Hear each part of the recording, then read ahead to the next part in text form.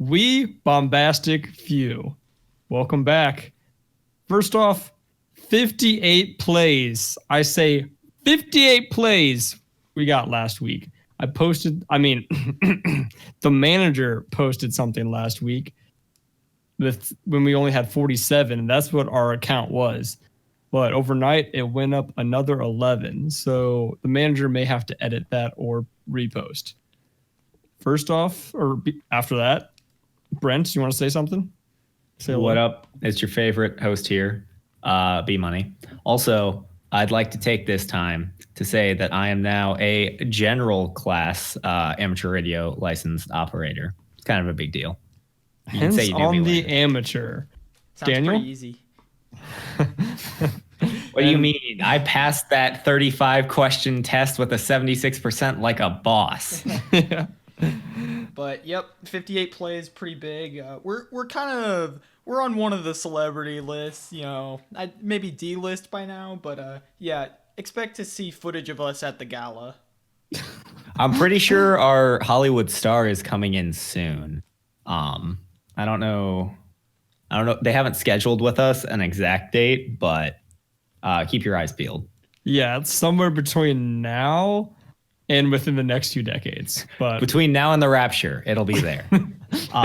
Also, I'd like to... You heard it here first, folks. I'd like to point out the last week's episode title name.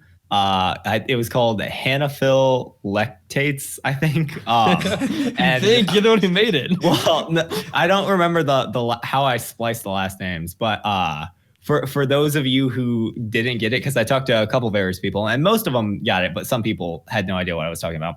So the Hannibal Lecter is a fictional character from Silence of the Lambs, the novel and the movie, and he was a cannibal. And so Phil Gates is, as we know, a cannibal as well. And so I spliced their names together, and thus you get the genius that is Hanaphil Lectates. Or Lectates, I think. Yeah, I don't think it's Lectates. Don't say Lectates. Well, no, that I know what you think that I think I'm saying, but it's different because there's no A. It's too close. I think you might have been able to leave it at Hanaphil, but I like it still. The last names were close-ish. No. It was genius. I didn't see you guys coming up with any other names Tuesday morning. Hey, I had an episode title, I think. That was garbage. It was garbage, and I acknowledge it. I don't even attempt because my attempts are so bad that I don't even throw them out there anymore. Are you kidding me? Actual cannibal Lindsay LaBeouf? Yeah, that was your title name. Yeah, I'm not taking. Don't make it seem like I came up with that. No, I'm saying, are you kidding me? Because that's a great title. Oh, in retrospect. Compared to Hanaphil, no. All right. Today, we got a good one for you folks, and we're kind of trying some new things. We're evolving some of our previous segments. First off, we're going to take another personality quiz, kind of, and it's... Well, this is different. Okay, yep, sure. We're not going to take it. Quiz. We're not taking it. Actually, we already took it. We're going to discuss our results. Little spoiler alert. I'm very not different happy with mine. Quiz. Yes. That's why I said it evolved. It's different, but it's better, I think. And then we have a hypothetical because Brent. What is a podcast without a hypothetical? I can hear the smile in your voice. And then we have not a superhero debate, but a character debate. We got specific characters lined up to go against other characters, and we're going to see if some of our favorite characters can take on their opponent. But to start us all off, we have the bombastic word, festooned. It means to be decorated. Also, listening back to last episode, I realized no one used bombinate. I thought of that the other day. I was like, wait a minute. We did So not if I see an opportunity, I'm going to say bombinate. Yeah, what does bombinate mean again? To hum or buzz in the manner of a bee. I feel like if nothing else has come out of this podcast, my vocabulary has increased. Because I remember a decent amount of the bombastic words. So I don't know if I do, but I try. Yeah, Especially when they're in the title, such as floxanolipilification. floxinosinahilipification. Thank you. I think you missed like 7 syllables, but It's somewhere in there. Because that's the one word I have remembered. all right. So, first thing, not a personality quiz because it's not a BuzzFeed quiz, but it's an official classification. I'm trying to avoid the word personality now. Classification Even though you have it typed of out. archetypes of people. Myers-Briggs test. I'm sure you heard of it. It was developed by Catherine Cook Briggs and her daughter Isabel Briggs Myers, and it breaks everyone into 16 different personalities. And they recently added another letter, but it's not as much talked about. But the main 4 letters, there's introversion and extroversion.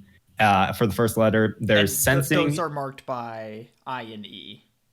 Yeah, each of these are marked by the initial letter. A couple no, of they're them not. aren't, right? Yeah, okay. Anyway, yeah, so introversion and extroversion. Then there's sensing and intuition for the second letter. And I think intuition's an N.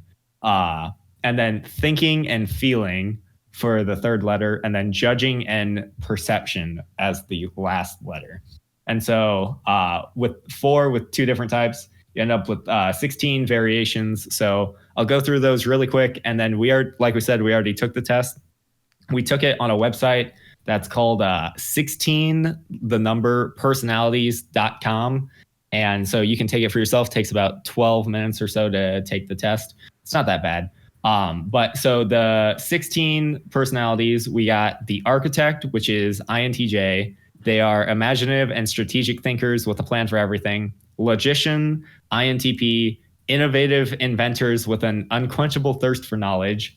ENTJ, bold, imaginative, and strong-willed leaders, always finding a way or making one. Debater, ENTP, smart and curious thinkers who cannot resist an intellectual challenge.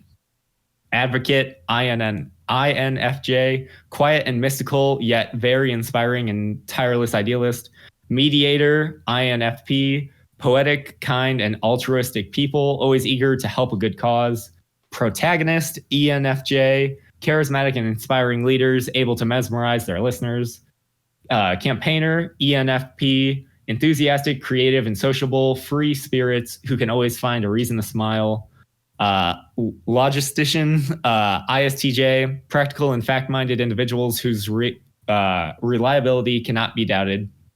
Defender, ISFJ, very dedicated and warm protectors, always ready to defend their loved ones. Executive, ESTJ, excellent administrators surpassed at managing things or people. Council, ESFJ, extraordinarily caring, social, and popular people, always eager to help. Virtuoso, ISTP, bold and practical experimenters, masters of all kinds of tools. Adventurer, ISFP, flexible and charming artists, always ready to explore and experience something new. Entrepreneur, ESTP, smart, energetic, and very perceptive people who truly enjoy living on the edge. And finally, entertainer, ESFP, spontaneous, energetic, and enthusiastic people. Life is never boring around them. Now, I'm sure you don't remember any of those, but it doesn't matter because that's just an overview. We'll go into specifics now. So, Lindsay, what are you? I am a council, which is under the Sentinels, but I'm not a huge. I'm not really. I don't really agree with it. So, ESFJ is council, and that was extraordinarily caring, social, and popular people, always eager to help. Yes, I agree with the always eager to help part, but going into the more in-depth definition of it, it's like talking about how the councils are the cheerleaders and quarterbacks while they're in high school, setting the tone, taking the spotlight, and leading their teams forward to victory and fame. And I never felt like I was that kind of person. But it talks about how I'm supposed to be more concerned about my fashion appearance and with fashion. And I'm more so concerned with my social status and those things. But like I just said, like I agree with I also am very concerned with how other people are. That seems contrary that they would label the council classification as like a quarterback, considering that they literally have one called the protagonist and like many other specific leader ones when council, like by the definition of that word and then also its own description, they are like assisters and kind of the like the people behind the scenes. Yeah. But so what percentage? They give you a percentage in terms of like each letter.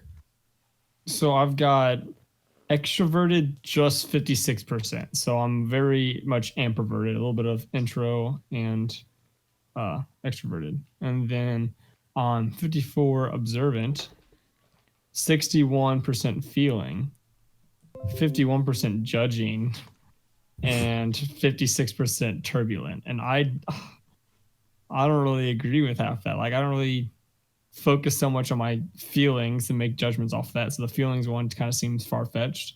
I am observant, so I'll go with that one. And then I don't know what they really mean by judging or recall, and nor do I know much about the turbulent. The way they ask the questions though on the test, specifically for like feeling, it's more of like how in touch you are with your emotions. It's not necessarily that your emotions guide you, even though like that's kind of the tagline, but the way the questions on the test slant it, it's like Yeah. I am in touch with my emotions and will like make decisions based off those, even if like some I think contrary or something sometimes. Mm-hmm. So I don't think I think it's a decent fit for you. I think I don't remember what I got when I took this, probably like junior year of high school, so multiple years ago, but I remember fitting a lot more well than this one. I feel like maybe campaigner ENFP might not be a bad one for you. Enthusiastic, creative, and sociable, free spirits who can always find a reason to smile. Yeah, I think it's a little more fitting. You want me to go under? Do you want to talk about strengths and weaknesses also, or? We don't have to go that in depth. Okay. Daniel, do you want to go? Yeah, sure. So I got same result that I got whenever I took it. I don't know, probably when I was 15 or 16. So I am INTP-T. So the turbulent logician. 94% introverted, 59% intuitive, 58% thinking, 75% prospecting, and 65% turbulent. I don't know. Like I think the first time I took it, yeah, I definitely took it early. I think I took it like in 8th grade or 9th grade, and this one fit me a lot better then.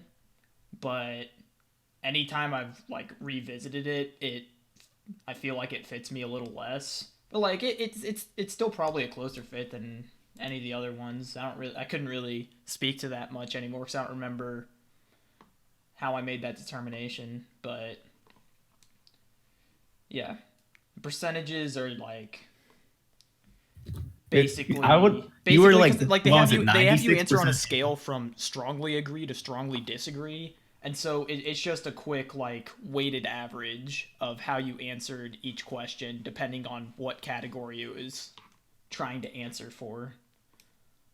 But weren't you like 96% introverted? Yeah, 94%. Yeah.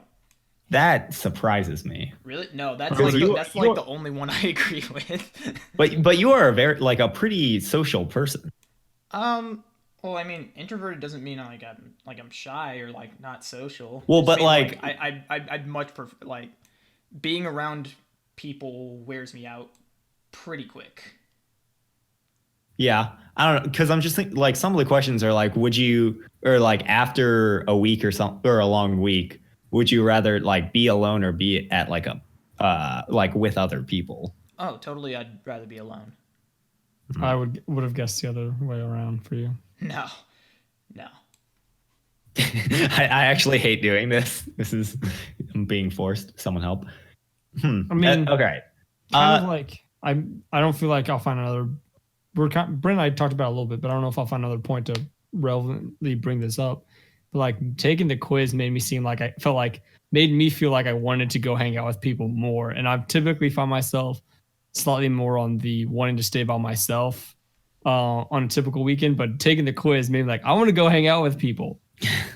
Well, and also so this is a decent segue into mine. So when I first took this test in sophomore year of high school, and I got the this was before they had the fifth letter, so I'm not even going to worry about the fifth letter. I got INTJ in high school when I took this, and when I took it today, I got ENTJ, which the difference is extroverted versus introverted.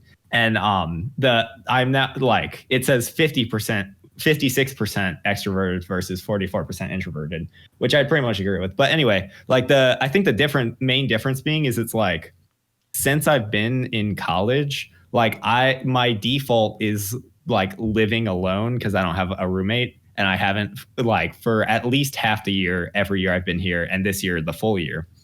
And so like I spend a lot of time like not with people. So I very much enjoy being with people versus like maybe high school where it's like I live with my family and a lot of times I'm like around other people. And so I think it's the like what determines extroverted versus introverted is almost what's your default state. And so like what is a treat for you? If like you're around people normally, then being alone might be what you enjoy. Or if you're normally alone, you might enjoy being around other people. Mm-hmm. Everyone the thing is everyone needs a little bit of both. So if you're around people all the time, you might answer the more introvert just because of recency bias. You're like, I'd rather be alone more. But for me, like, I mean, I don't want to be alone all the time, but I certainly would rather be by myself more often than I would be around a ton of people all the time. Yeah. And if you just handed me that straight question of it's like, if you were to spend a majority of your time, would you rather be alone or with other people? I would probably say alone, but like, I don't know. I definitely, especially like in college, have enjoyed spending time with more people because like I go to a college where a lot of people have the same degree. And so it's or similar degrees. And so like you're with a lot of like-minded people. Anyway, for energy, 69% intuitive versus 31% observant. And then for nature, 75% thinking versus 25% feeling. 58% judging versus 42% prospecting. And that the type is the commander, which I like being upgraded from because INTJ is architect. I very much take the upgrade from architect to commander. And bold, imaginative, and strong-willed leader, always finding a way or making one. I'd say that's definitely pretty close to like what I've become over like. Are you laughing at me? No, I'm just laughing. You got something to add? No, finish your thought. No, please. I'd love to know what you're thinking. No, it's just so, in case the audience doesn't know, Brent's always done this thing where like whether he's serious or not. Sometimes he is, sometimes he isn't. But he just like he loves playing the arrogant role. You know, and I was just laughing. It happened again. You pulled the wool over my eyes once again, Brent. Well, all right. I don't think I am being arrogant, and I don't think I've ever been arrogant. It's all true. No, being arrogant about your lack of arrogance now. No, but like, yeah, no. Finish I literally, I'm interested to hear what you're gonna say. I literally like 2 summers ago, I organized a trip with like 4 other guys to go to Colorado because I wanted to climb a mountain. This coming in March, I've recruited Lindsay and Christian to go to Vegas. I'm a decent. I've been a founding member of a podcast. I think I'm a decent commander. But the one thing that does make me upset is that there is a like protagonist is literally a classification of personality. So I'm kind of sad I'm not the protagonist of the story. Which just proves Daniel's point. Because what's the difference? I mean, that's not to say like the type doesn't fit you. I don't know, because honestly, I kind of zoned out for half of this segment. I'm so tired. Shocker. I just thought it was funny. So the difference between a protagonist and a commander is thinking versus feeling. So that's stupid. I should get protagonist and commander. I want both titles. But yeah, so do you guys think what do you guys think about the letters for classification? Do you think the 4 letters are good in terms of like separating into personalities? Would you change any of them? Get rid of any? I mean, I feel like to accurately answer that question, we would have to like go through every kind of combination of them just to see if they all fit. But I think, are you wanting to know like compared to other personality tests we kind of messed with before? Or are you wanting to know if Not necessarily, just opinions. What do you think? You think that all right? Do you think this is a good way to classify personality? I think so. I think it's a little more in depth. It goes down a lot more factors because, like, a very current one that a lot of people are interested in are like is the Enneagram test, but that's only 9 different things, but it doesn't go specific into like it doesn't break it down as well as this one does. Whereas like this one has obviously each letter resembles which side you lean towards on one of the scales. And whereas the other one, literally you're just given a number. And I feel like this one's just more informational. Therefore, it has to be, and so far it seems more accurate. I mean, yeah, it might be. This one might end up a little more accurate, but like I know people who prefer something like the Enneagram over the Myers-Briggs and had the opposite. Like the Enneagram fit them a lot better than Myers-Briggs. Personally, I don't really think there's a good way to classify people personality-wise. I think everyone that I've seen is a little overgeneralized. Well, their goal is to like fit an entire human race into one of 16 categories. Well, exactly, and so, that's what I'm saying. So I mean, like, this one does solid. Like I said earlier, like it fits me a little better than every other ones, and there are like accurate things like throughout the like explanation of my type, but there is not going to be a good way to classify people because they're like even if you go up to 16 types with the Myers-Briggs, it's not gonna really do a person justice to like what their personality is. Yeah, like I have been playing the role of being totally for these things, and I definitely think it is interesting to assign like a personality, like because humans like to classify things and put things in boxes because we're good at that in terms of like figuring out and just like grouping stuff together. And so I think this works well, but I think the main problem with tests like these is you like if you find out, let's say you're an ENTJ, like sometimes I feel like people tend to form their decisions in the future based off, well, I am this type and this type of person would make this decision. And so like it almost becomes like a prophecy instead of like a it's like a describing astrology you. or Yeah. horoscope. Well, I think I'd say it's a little more accurate than astrology. You know what? Not by I am Pisces. Next week we're though, doing a segment on astrology. Dude, I'm 100% down. Do you guys know your astrological sign? I think I'm a Taurus. Lame. It's I think it's Leo, right? Is that what it is? Well, I mean, I don't know yours. Well, I know. Is that one? I'm pretty sure Leo is one. Yeah. Yeah. Yeah, then that's what I am. But you can actually look up like friendship relationships between different astrological signs. We should totally next episode we'll do this. We'll look up our astrological sign and friendships between them, and we'll see if we should be friends. Yeah, if we should stop the friendship. podcast right there.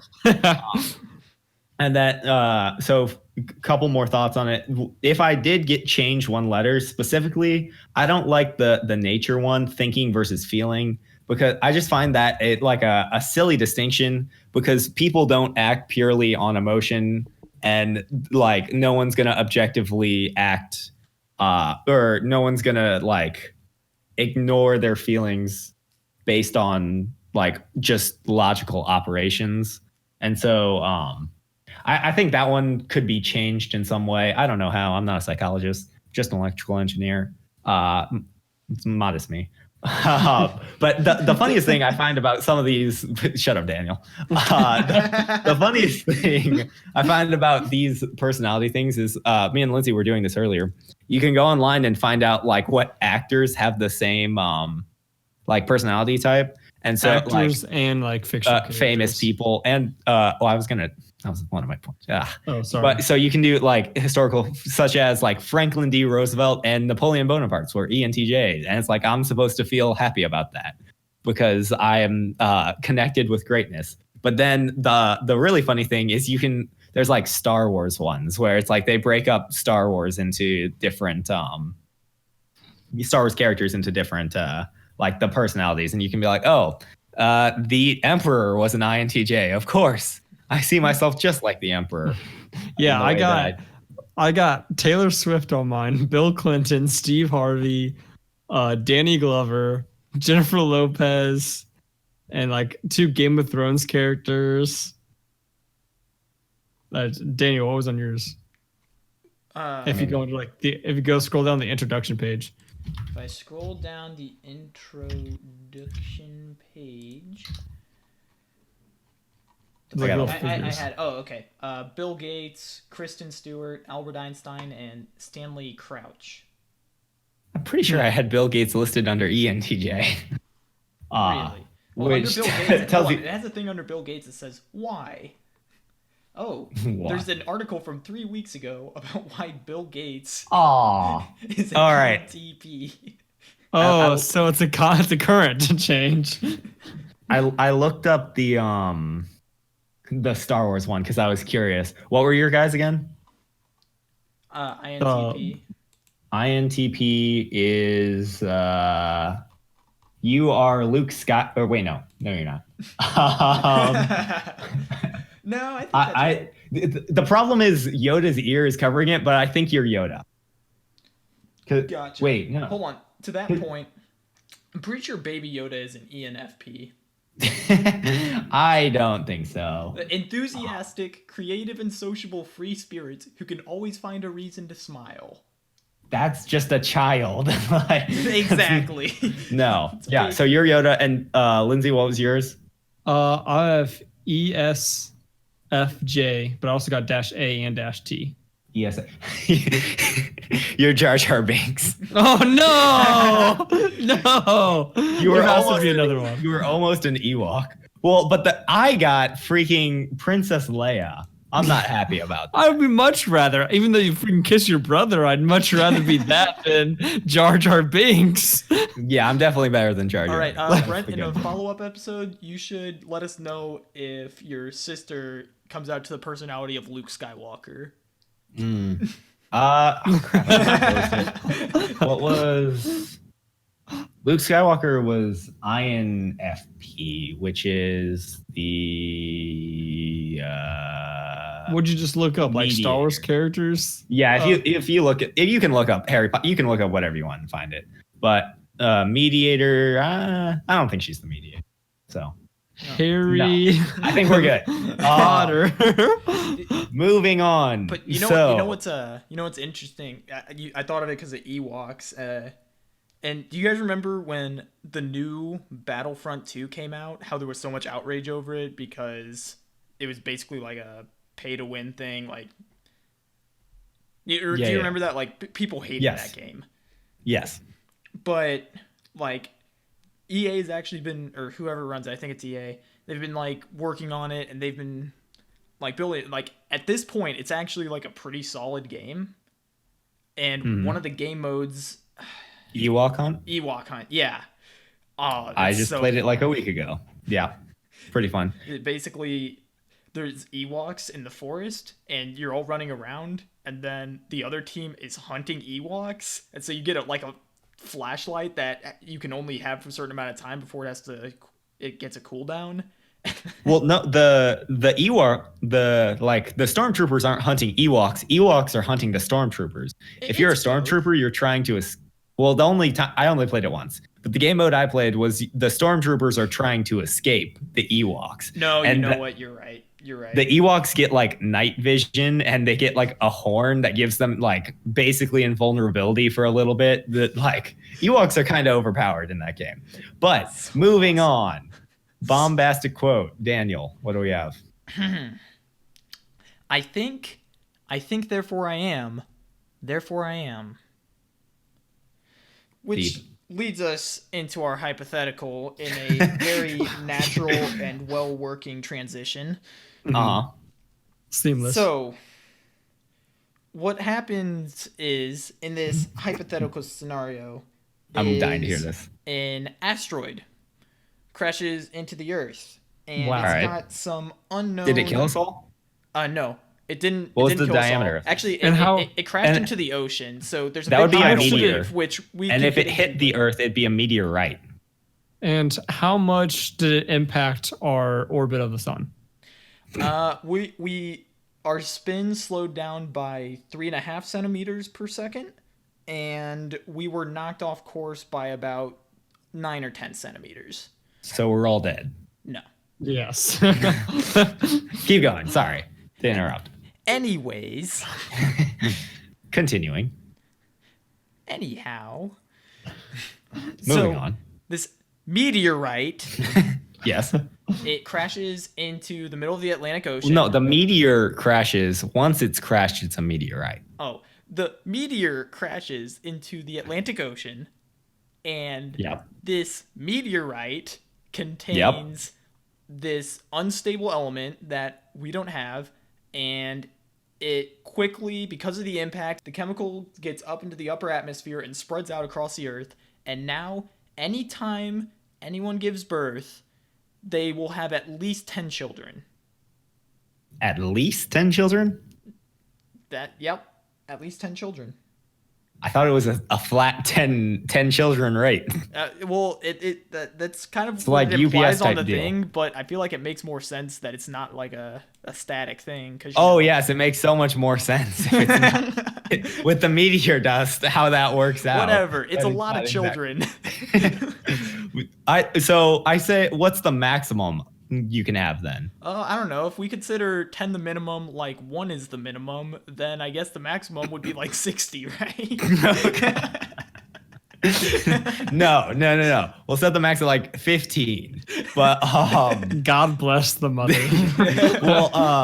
and then also oh gosh, what was my question? Oh, you said so is this just you? Because originally it was just humans, but the way you said it has vague interpretations. Is this just humans? Let's say animals too. Okay. Just for food supply sake. Oh, well, okay. All right. But That actually that helps out one of the problems. Okay, so does this also impact, like, I know like seahorses have like hundreds and hundreds of offspring at a time. Uh-huh. Is it just Is it multiplying by 10? exponential? Well, Yeah. actually, since Or linear? the meteor crashed into the ocean, the meteorite actually sent a lot more of the dust into the ocean. So the fish are giving off about 20 times as many children. Okay. Wow. Well, and that's then a lot of I information. So pulled up this. whales giving list. birth is just wild. Oh god, I don't know. That's something we can discuss in a second. But I pulled up this list for like animals that give birth to a lot. I assume this is at a time, but based on one number, I'm not sure. Giant pandas can apparently give up to 7. White rhinos 11. Tigers 15. But then the thing that makes me question is you get up to like a possum, and that number is labeled at 108. And then if you get to a European rabbit, it's at 360. Actually, the opossum do have a ton of children. But 108? There's no way this is at the same time, right? No, it is. They're very tiny. Like, I was reading about this in a magazine while I waited to get into the doctor's office, like, over Christmas break. And, Okay. like, so they have all these, like, really tiny children. Opossums are actually marsupials. I think that's what it means. Like, so they have the pouch. That's what that means. Yeah, right? yeah. So Yeah. they have a pouch, and the children just, like, latch onto them to collect nutrients until they can function on their own. So a European rabbit that has a base 360, like I don't know if this is average or maximum at one time. How many children does a rabbit now give birth to? Well, 3,080. Are you- wait, you Oh, got the my. actual numbers for us, like the calculations? 3,080. Yep. At least. Right. At least. Oh, I don't even want to know what their maximum is. Well, so anyway, we're gonna focus on humans, but it's good to know that we'll have at least some food. Well, what about? Because there are all these new animals and new people, and so the people can eat the animals, but then like crops, do seeds germinate like 10 times as much now somehow, or something? That's Yeah, true. I feel like we might have to make that just for the sake of even making us live for a year. Well, the seeds are just going to germinate farther than they would because you have to consider there's like 10 times as many pollinators like bees and wasps. Sure, but there's also 3,000 rabbits now eating. Yeah. Yeah. Distributed property. It balances out. Sure.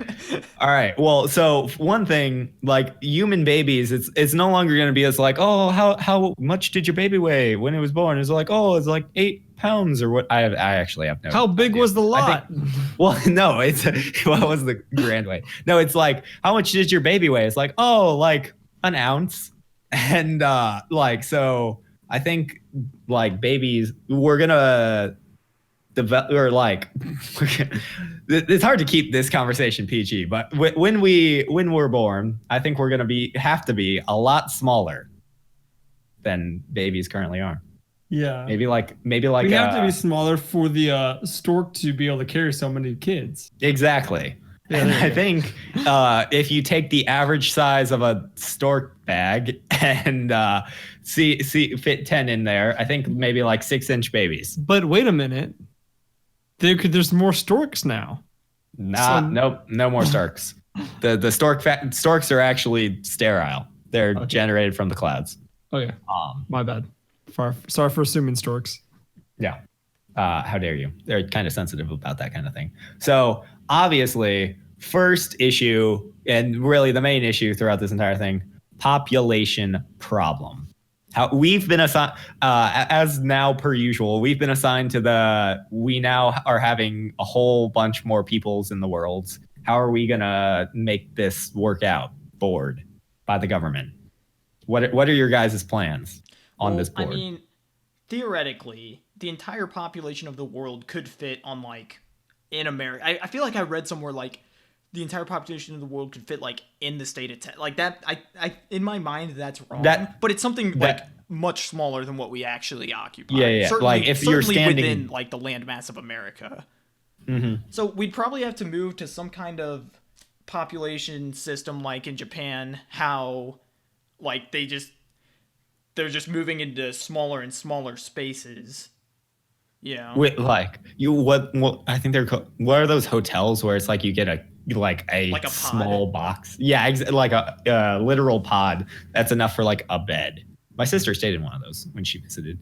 But Was it yeah, comfortable? that's a good idea. But what was the question? What was it comfortable?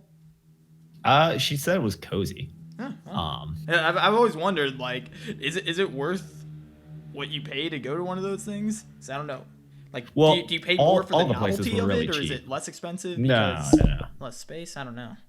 Like she's shown me some of the places that she's visited, and it's like a 2-story building with a pool and everything. She's like, yeah, she splits it with like 4 people, but then she's like, yeah, I paid like $10 a night American, so it's really cheap over in Asia. Anyway, so that's a decent idea, but like I'm pretty sure you just like almost couldn't have a house at this point, pretty much, because especially assuming the population continues to grow as it is, which it almost couldn't, but like almost all houses I'd say would have to be like leveled, and then we're just gonna build these pod hotels everywhere.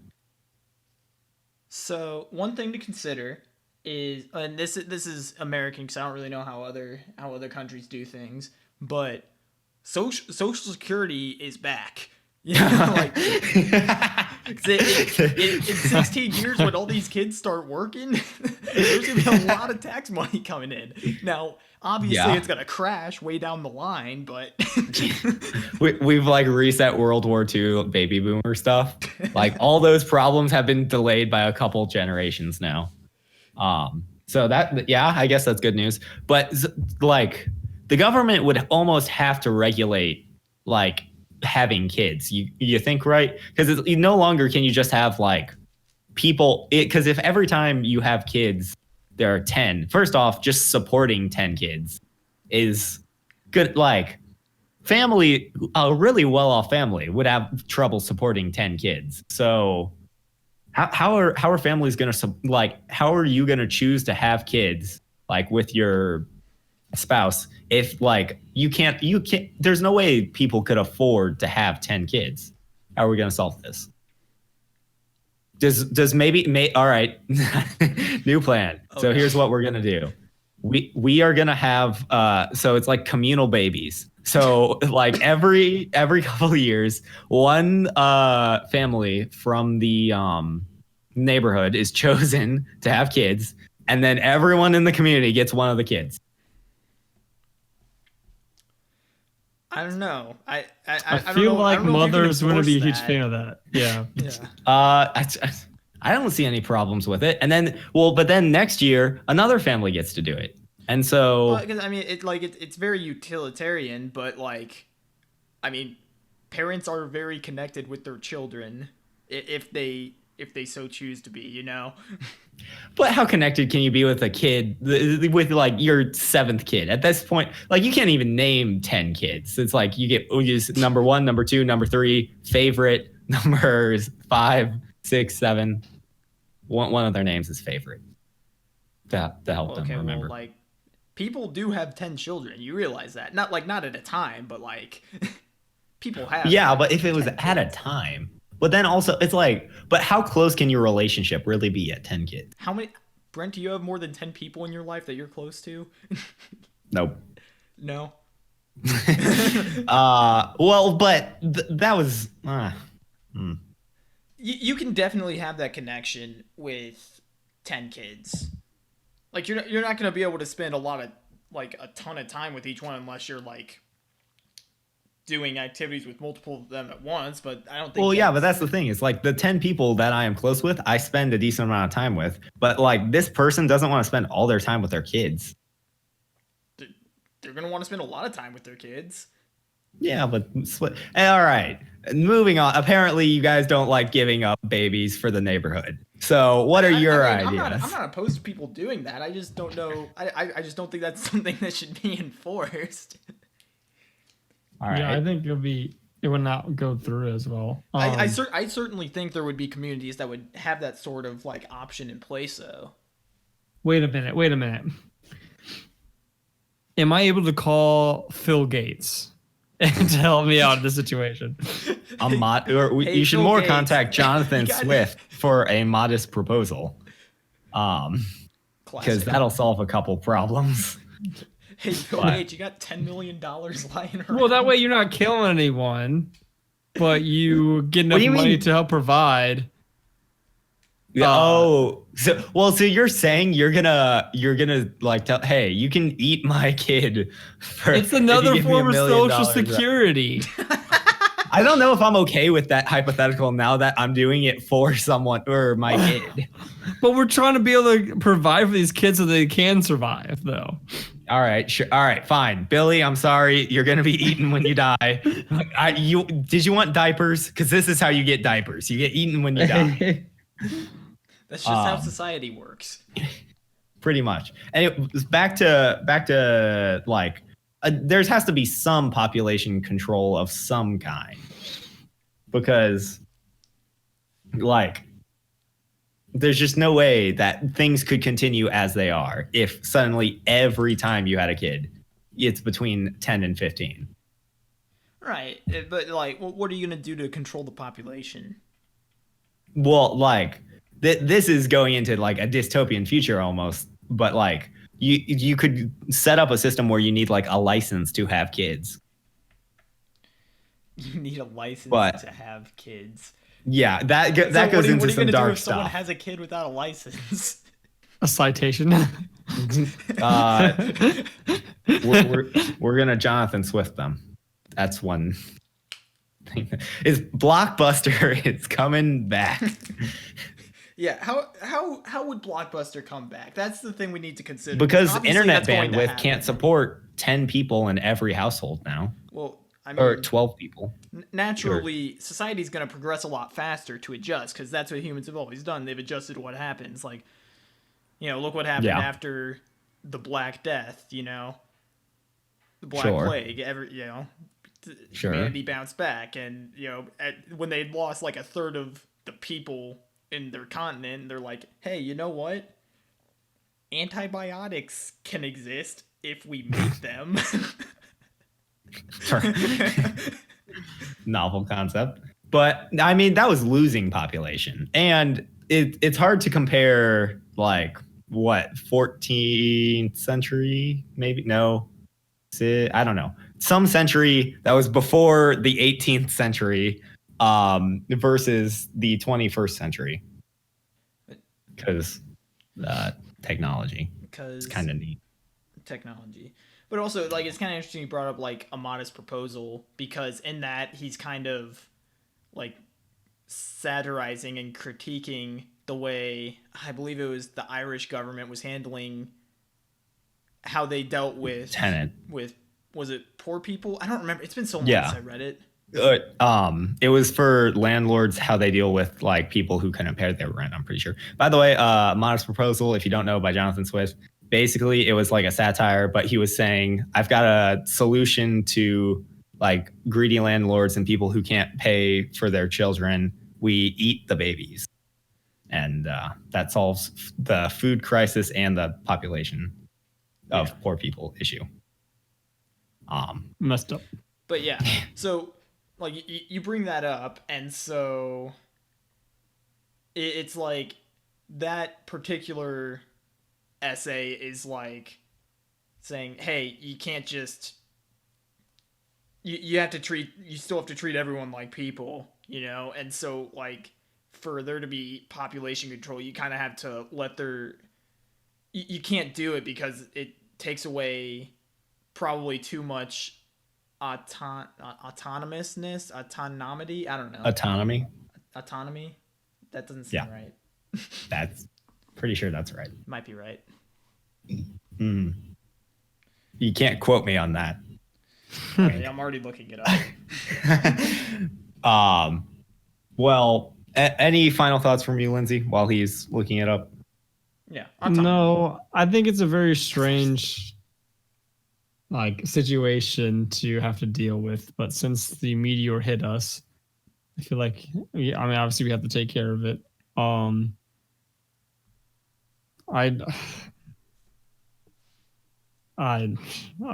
lost for words on this one. I really don't know. I think Atlantis is going to become a thing. We're going to move into the water, and I get to be king of Atlantis. I want a throne. I want a trident. And I want mermaids. And that's how I'll solve the population crisis. Is there a bridge? Brent 2020 for president. That's a good question. Is there a bridge? We don't know because we don't have time for that. All right. Moving on. No. Well, we will have time for that, but it's not time yet. Yes. We have a quick word from our sponsors. Do you like stickers? But do you also like driving drones and flying them around? Well, no longer do you have to choose between the two with drone stickers. Now you can have a drone sticker that with your remote control, you can stick it wherever you want by flying it to there. So no longer do you have to choose between if you want to use stickers or drone stickers. Pick them up at your local Hy-Vee. I'm glad this exists because I was looking for a similar product and I thought I'd found it. They also branded themselves I think drone sticker was somewhere in the logo, and It was just stickers that I could put on my drone, and I was like, wow, that's not what I wanted at all. I want to be able to stick my stickers to places remotely, and Exactly. this allows me to do that. Thank you, drone stickers. Thank you, drone stickers. I think there's a 2-for-1 coupon if you go to their drone stickers, not stickers for your drones.com. Oh, it's a 2-for-1. I thought it was a 1-for-2 deal. Drones. That might be it as well. .stickershop.com. That's their competitors. .gov. We'll have to scratch that. We'll have to cut that out. All right. All right. Next, we have a character fight debate. Like I said, it's kind of an upgrade from the superhero superpowers debate that we've done in the past. But the first matchup we have is Lex Luthor. What do you say? I was just going to give a little. So we're going to take 2 fictional characters, put them against each other. Today we're going to talk about it pretty quickly because we're running a little low on time. But so the idea is just pick 2 fictional characters, explain them a little bit, and then say who we would think in a fight. Continue. All right. First matchup is Lex Luthor versus Doofenshmirtz. And if you don't know who those people are, Lex Luthor is, I guess, considered like the arch nemesis of Superman. And Doofenshmirtz is the antagonist, I guess, in the show Phineas and Ferb, where... I disagree. I think he's the protagonist. He's actually Phineas's dad. That is... Oh, gosh. People actually think that is actually a theory. Oh, is it? Yeah. Yes. Dang. They both have The shape of triangle their head. heads. So what do you expect? Yeah. And he's smart. Phineas is smart, and creative like Doofenshmirtz. Sure.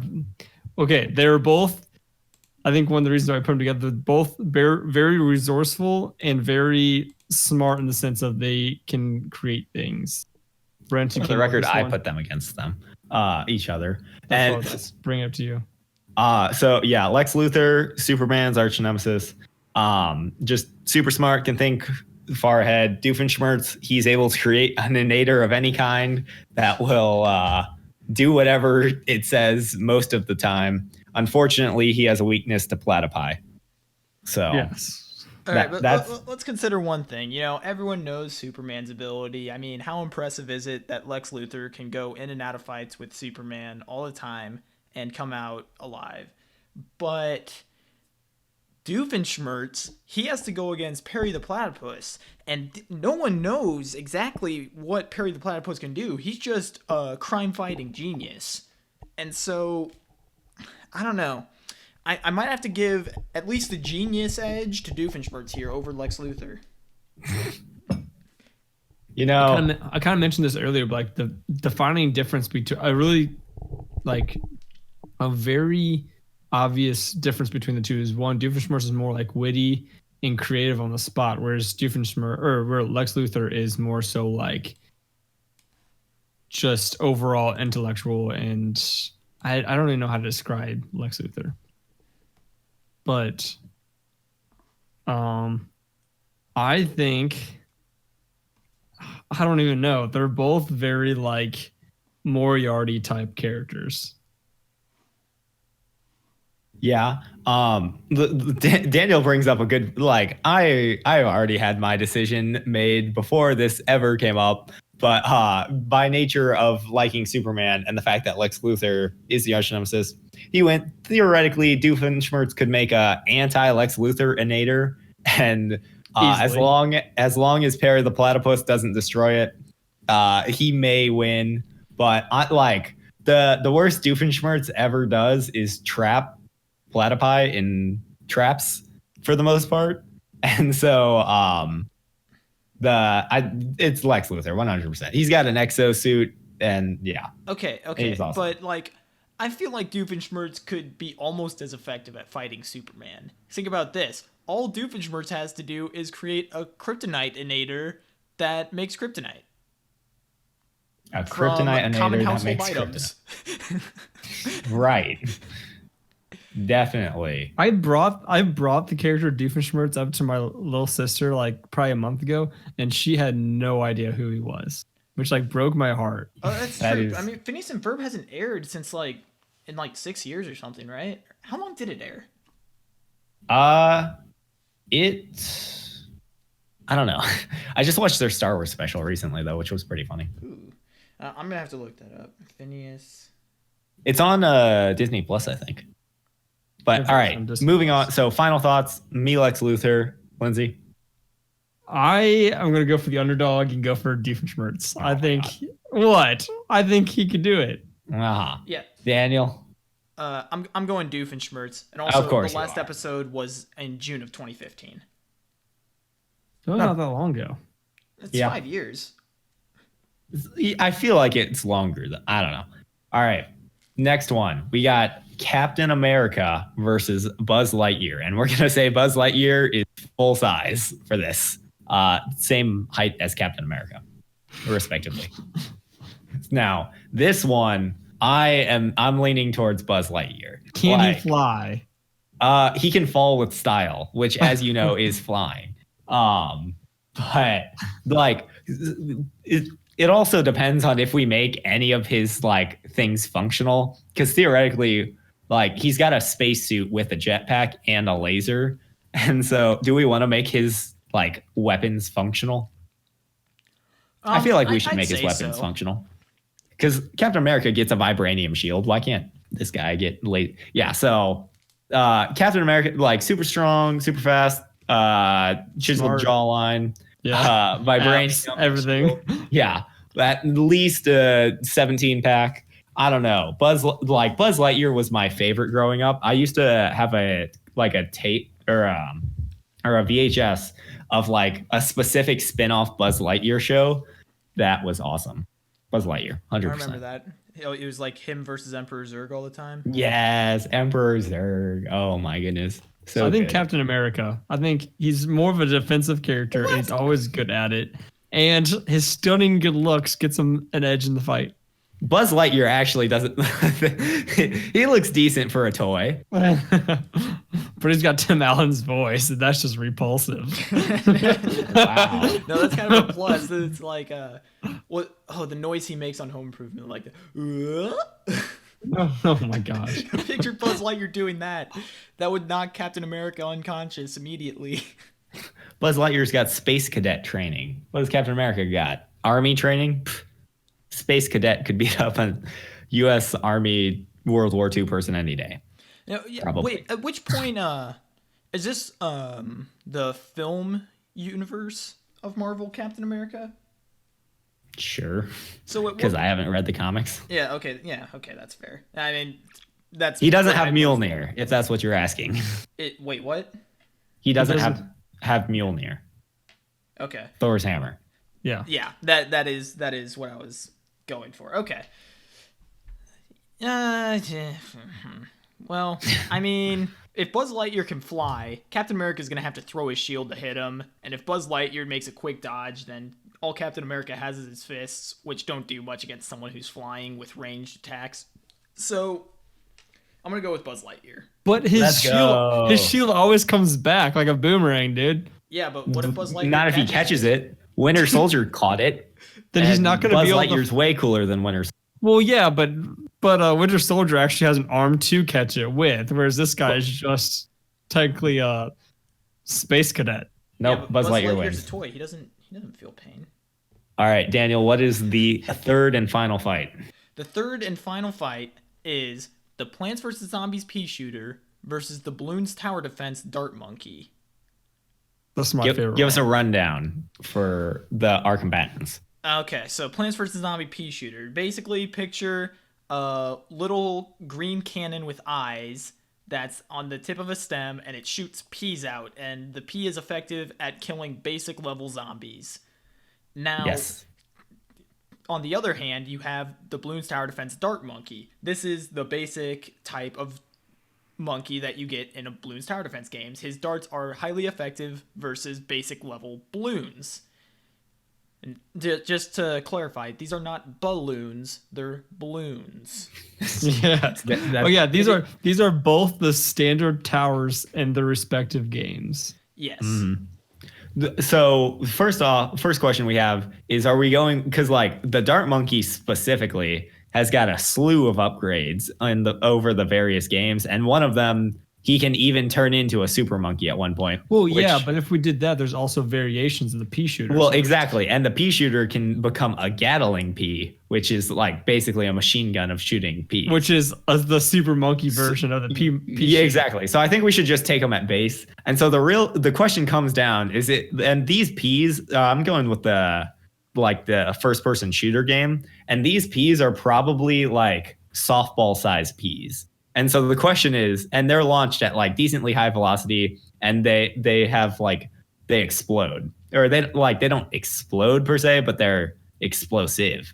So the question, and he can fire like 10 shots probably in like it takes probably like 2 seconds per shot. And the dart monkey can, let's say, 1 second per shot. So the question is, softball size pea versus a dart.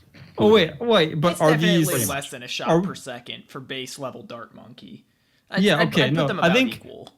I think are these like these characters just are they? I can't think of the word. Stationary? Are they? Yeah, they just sit still, or do they? No, or the they mobile? can move around. Okay. Wait. First off, what if they made a BTD game that was like first person shooter? I've considered that before, but I've decided that it was too much of a fanciful dream, so I moved on. What would you do if you were playing a balloon? I don't know. It would be like capture the flag. You'd be trying to get past them. Oh yeah, it'd have to be more of a line. It'd have to be like a horde mode almost. Yeah. That'd be kind of awesome. I think it's the dart monkey, because I'm picturing him throwing the shot and like piercing through a pea and then hitting the pea shooter. That's what I'm picturing. But a pea shooter has no vital organs. It's just like a plant. And so I'm going with the pea because a couple shots into the pea and it's able to keep going. A couple shots into the monkey, it's knocked unconscious. 100% pea shooter. Well, you know what would be interesting is Captain America versus a fully upgraded boomerang monkey from Bloons Tower Defense. I don't think that would be interesting, but I think it'd be interesting. I mean, picture all the things that fully upgraded boomerang monkey can do. That'll be next time. No, that's what I'm saying. It's not even. Especially if he catches Captain America's shield, which is a boomerang. Well, no, there's an upgrade for the boomerang thrower in Bloons Tower Defense where he gets a robotic arm, and then there's a second upgrade where he gets 2 robotic arms. It's not even a contest. Let's save that for a different episode. Yeah, we are out of time. We're trying to keep this as a relative time. Okay, so Daniel, you're the deciding factor. Pea shooter, dart monkey. Probably pea shooter. Come on. I mean, darts. Yeah, I mean they could pierce the pea shooter, but plants recover from that kind of stuff. I mean, have you ever been hit in the face with a softball-sized pea? Exactly. That's what I'm saying. That would hurt. All right. Moving on. We got the quick mini hypothetical. So this comes out of me and a couple friends have started this thing called lefting, where when we're bored, we have to get home from wherever we are, only making left turns. And so I started to think about this. And would you pay, or if I offered you a car that was you can pick any car you want. It's 50% off whatever price they're currently asking for, but it doesn't have the capability of turning right. So the steering wheel can go straight and left. Would you buy this car? It's 50% off. I feel like that should depreciate the value more than that. Nope. You're only cutting off 90 degrees. So yes. However, 50% off. Hold on, I gotta think if I'm gonna be able to make it to work and back. Well, the thing is, so like you can reverse when you're turning left, and then like sort of like it'd be very hard, but theoretically you can get going right. You just need to be able to reverse. Okay, can I veer right? No, like as in like your steering wheel outside of going completely straight is locked. Then you can never get on the highway. No, you cannot. Then no, I can't get to work without the highway. Or there are some exits that exit left. Yes, but not a lot. They're more common like in other cities. I'd do it. I think because like excluding going on the highway, which I could figure out eventually. Okay, how somehow. would you get back in town, like your hometown, from? I'm not your concerned school about town? that. This is an around town deal. Daniel, you're gonna buy the 50% off car? No. Thank you, Daniel. All right. Give us a rundown of what is going on with Bombasia, and I have a timer ready. Bombasia. I don't like that. I like It's Bombasia. Bombasia. It's Bombasia. Yeah. No. So, big planet. It's got a white dwarf star that is revolving around it as a moon to give you a little bit of scale for size. The planet revolves around a red giant star. Now, circling this planet, similar to the asteroid belt around Saturn, is a ring of water, which many islands made up of asteroids float in. Floating above this ring of water, sort of like another ring around Saturn, is a bridge. Now, this bridge, it connects all the islands together. They've built their own ways to get to the bridge, and it's kind of viewed as a deity. And so the entire planet has unified around the religion of the bridge. There's no government, there is only the bridge. Any more asteroids that get caught in the water ring are viewed as like divine intervention or a message from the bridge to tell them, hey, you should be using these materials. It's almost like a thing of destiny.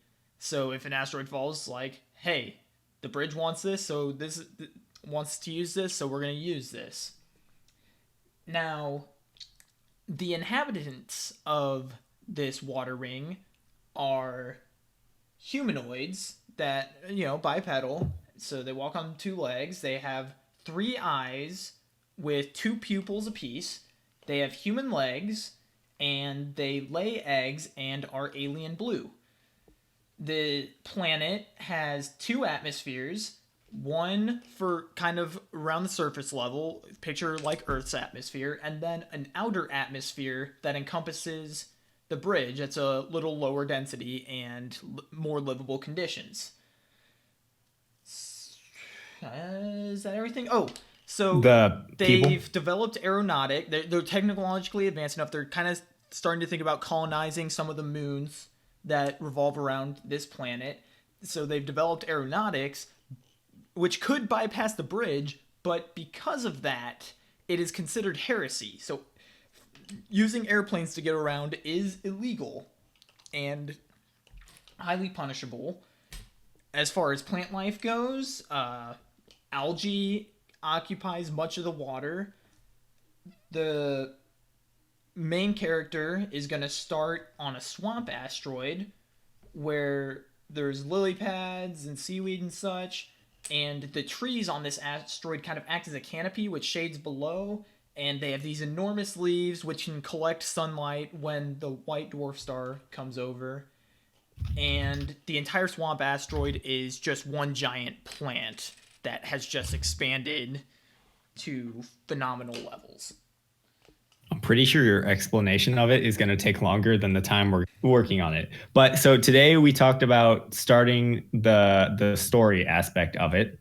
So we're going to spend 5 minutes on it, starting now.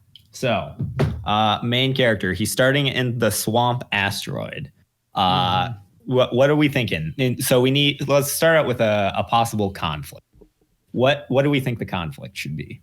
Well, first off, before we find a conflict, we got to know what kind of person this main character. I don't think we do, because we can arrange the person around what we need to solve the conflict. Yeah, we'll learn about the character as he resolves problems. Okay. So we could address aeronautics and that being a problem. We could visit the planet at some point. We could have aliens visit. Just anywhere we can go. He notices a stone in the swamp that is clearly crafted, and it appears to be it has the same appearance as the stones on the bridge. What? All right. So I like where this is going. What if? So what? This mysterious object. What if instead of coming from outer space like things normally did, it came from the planet Okay. somehow? You said just notices a stone. Yep. All right. So Is stone he in the swamp, aware? like the bridge that came from the planet. Does he know it came from the planet? Or is he going to find this out? Well, he'll find this out via an old hermit that lives in the swamp, as all good stories go.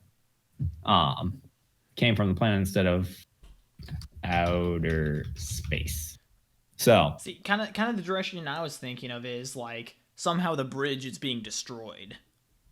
okay, But I don't know. I think I think let's leave it ambiguous For now, yeah. for now, and then we'll just learn about it later. Like,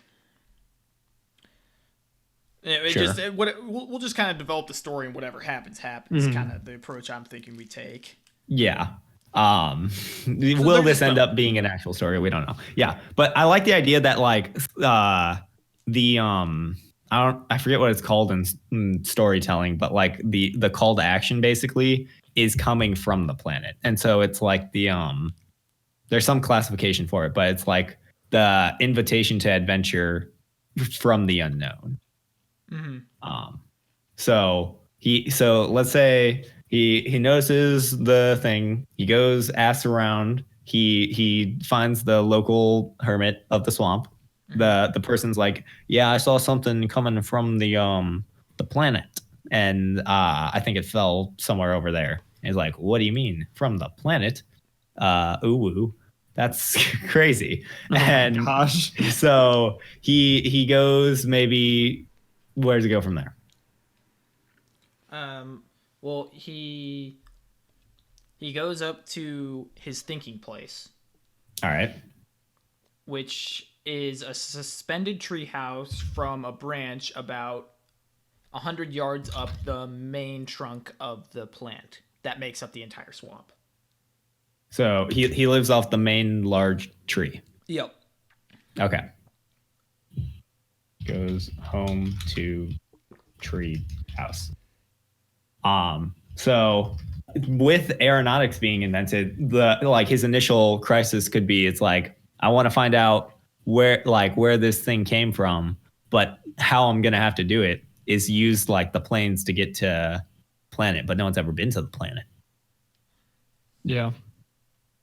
So like I'm thinking we could have like one of his friends have connections to the plane society. He notices a stone in the swamp. This old hermit tells him that it floated up from the planet. And so I think he's going to go to like the local construction faction, because they'll be the ones who maintain the bridge, and bring the stone to them and ask them about it. All right, brings to local construction faction. And we only have 15 seconds, so I think we'll leave it at that. But so yeah, so he's walking around the swamp, finds the stone, brings it to the hermit. Hermit's like, yo, that came from the planet. He goes back home. He thinks about life, and then he goes to the construction faction to be like, yo, something we don't know yet. But yeah, that is what's happening in Bombasia. Bombasia. Next week on Bombasia. Tune in next week to find out what happens to unnamed character number 1. Do you want to give it a name really quick, the character? No. That's a big naming characters is a big part of storytelling. Anyway, so that's gonna do it for season 2, episode 5, also episode 18. So For those keeping track at home. Exactly. I imagine them with like a baseball card, like how they hand those out at baseball games, like the card. I don't even know entirely what you do with it, but it's something for like keeping track of yourself for like errors and stuff. And like, I don't know why you would ever want to do that. Anyway, so fill out your We Bombastic Few card for her episodes. Like, comment, subscribe, follow. It means a lot to us. Want to say thanks again for the 58 listens last week. If you're a new listener, if you wanted to leave a comment, tell us how you found us. Tell you if you're liking it, what you think. That'd be awesome. If you're an old listener, thank you again for keep listening. And if you've told people, thanks again. Let's see if we can break that record. So listen to the podcast. Yeah. I need everyone who's listening now to listen 7 more times. I'm sure you don't remember everything that happened from season 1. You can take a quick revisit. But yeah, final thoughts. Lindsay, what do you got? Dang, I was not expecting to be called out first. I don't really have a new tradition. So it was an initial thought I was going to mention at the beginning, but quick funny story. I was going to use it at the beginning of my intro, but my dad last night flipped through a picture book, and he tried to like do the pinch method for like your phone when you like try to magnify to see something. You know what I'm talking about? Yeah. Like he just sat there trying to do it, and he just like looked up and just like laughed out of like just feeling like an idiot. Thought that was a funny story. So I felt like I promised my dad I'd bring it up in the podcast. So there it was. Shout out to my dad. And along with that, I guess we have to shout out Brent's mom. Yep. Shout out to mom. Shout out to Lindsay's dad. Shout out to Brent's mom. Yep. Of course. Our 2 biggest fans. Yeah. But again, huge thanks for the 58 listens. I'm going to have to get the manager to edit the Instagram post and maybe post on other social medias. Daniel. Yeah. Final thoughts. I had a Pop-Tart during this podcast. That was pretty good. I don't know if I made any noise. I guess I'll find out in editing process. Someone was hitting their mic at one point. I heard that. Hitting their mic. Wait, did it sound... I don't know. I was playing with my microphone's wire at one point. That probably was it. But keep going. You're doing great. Oh, man. I'm just so nervous. What do I say in my final thoughts? Oh, yeah. Well, I still think we should talk about the Boomerang Monkey versus Captain America, because I feel like there's a lot to be said there. That's all I'll say for now. Maybe in a future episode. Thank you everyone for listening.